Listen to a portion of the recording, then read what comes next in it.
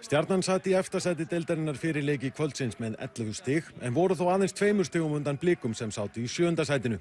Fyrri hálfleikur var markalaus en eftir 10 mínútur í seinni hálfleik fengu Stjörnumenn 2 dauða færi. Fyrst lagt Guðjón Baldvinsson í gegnum vörn Blika en Gunnleifur Gunnleifsson sá við honum. Strax í kjölfarið fékk Veigar Páll Gunnarsson svo frían skalla en aftur varði Gunnleifur. Stjörnumenn fengu að bíta úr nálinni með þetta því á 72. mínútu komust Blikar yfir. Elvar Freyr Helgason átti langa sendingu sem endaði hjá Daniel Bamberg og hann kom boltanum í netið 1-0. Áfram heldur Blikar sína leið og á 80. mínútu átti Atli Sigurjónsson mikinn sprett og komst alla leið inn á teig og skoraði fram hjá Herði Fannari Björgvinssyni og kom Breiðablik í 2-0. Stjörnumenn ætluðu ekki að láta kjöldraga sig á heimavelli og mínútu síðar svöruðu þeir og Arnar Már Björgvinsson minnkaði muninn í 2-1 eftir mikinn darraðadans.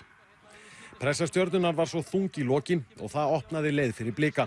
Eftir góða skyndisókn sendi Guðmundur Atli Steinþórsson boltan fyrir markið þar sem Arthur Ari Atlason skilaði honum í netið og Blikar unnu 3-1 og lyftu sér í efsta sæti úrvalsdeildarinnar.